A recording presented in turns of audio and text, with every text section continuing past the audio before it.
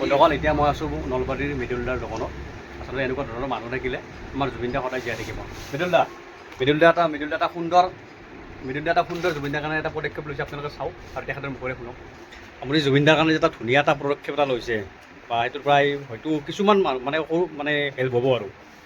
তাৰমানে চাওক, এটা কথাটো হৈছে আমাৰো ইমান অৱস্থা নাই মানুহ এজনক বেছিকৈ হেল্প কৰিব পৰাকৈ। মোৰ কথাটো হৈছে কি, একদিনত যদি মই 10 টকাকৈ থৈ যাওঁ, মোৰ যিখিনি কেপাচিটি মই 10 টকাটা হেল্প কৰিব পাৰোঁ। কথাটো হৈছে 2 নম্বৰ কথাটো হৈছে, যদি মই এই যিটো চিষ্টেম অকল দেখাই আছোঁ আপোনাক, চাই থকা ভিডিঅ'টো মিছ নকৰিব। এইটো হৈছে আপোনাৰ এইটো টাইমত মই ডেইলি 10 টকা থৈ যাওঁ। দেখিছেনে জুবিন দা লিখাই আছে ইয়াতে, আপোনালোকে ডেট চাওক।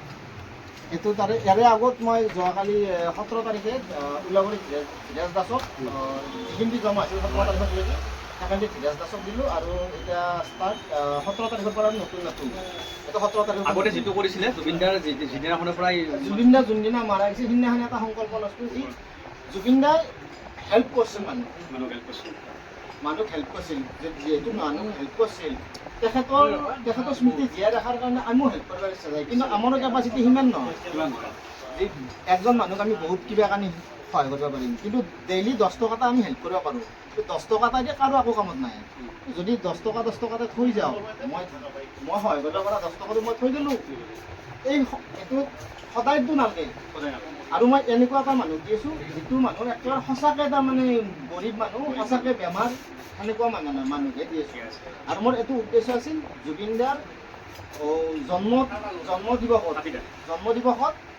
তাৰমানে যদি কাৰোবাক পাওঁ এইটো দি দিম, সেনেকুৱা বেমাৰ আজাৰত। গতিকে বন্ধুসকল কেনেকুৱা লাগিছে, আচলতে সকলোৰে ভালে লাগিব। গতিকে ইমান ধুনীয়া এটা পদক্ষেপ লৈছে, সকলোৱে লোৱাটো উচিত। আৰু দোকানখনে দেখিছে ইমান ডাঙৰ নহয়, ইমান ডাঙৰ ব্যৱসায়ী নহয়, সৰু সুৰাকৈ দোকানখন দি কিনে চলিছে, কিন্তু 10 টকাকৈ থৈ এটা মই এতিয়া ভৰ্তি হ'ব। আচলতে ইয়াৰে আগত এটা থৈছিলে, মানে কিমান হৈছে কিমান হৈছে কাউণ্ট কৰা নাই, কিন্তু গৰীব এটা হয়। গতিকে সুন্দৰ লাগিছে, লগ কৰি বহুত ভাল লাগিল। আপোনালোকে আপোনাক আশীৰ্বাদ কৰিলে যদি এনেকুৱা ধৰণৰ কাম কৰি কিনে আমাৰ জুবিন দাক জীয়াই ৰাখে। আৰু আপোনালোকে সকলোৱে কৰক, ময়ো কৰিম, আপুনিও কৰক, সকলোৱে কৰক। ৰাইজে নখ জোকাৰিলে নৈ হয়। গতিকে আমি এটা সৰুতে কবিতা কৈছিলোঁ, এটপকৈ ডাৱৰৰ পানী পৰি ভৰি গ'ল বহল সাগৰ, কণ বালি চাই ইটো সিটো লগ লাগি সাজি দিলে ধৰণী ডাঙৰ। গতিকে বহুত ভাল লাগিল লগ পাই। 10 টকাকৈ থৈ 10 দিনত 100 টকা হ'ল, 1 মাহত 300 টকা হ'ল, বছৰত 3700 টকা হ'ল নহয়। 3700 টকাটো বছৰৰ মূৰত কাৰোবাক একজনক কৰিলে কিবা অলপ কামত আহিব, সেই ভাবি পেলাই মই এইটো কৰি আছোঁ।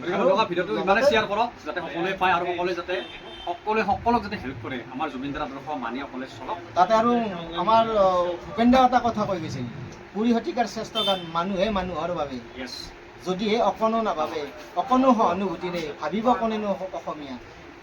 মানে কি হ'ল, কোটিবিলাকে আমাৰ কথা নাভাবে, সিহঁতৰ কথা ভাবে, কিন্তু আমি আমাক ভাবিব লাগিব, হয়নে নহয়? গতিকে বন্ধুসকল কেনেকুৱা লাগিছে বাৰু জনাব, পাৰিলে শ্বেয়াৰ কৰক।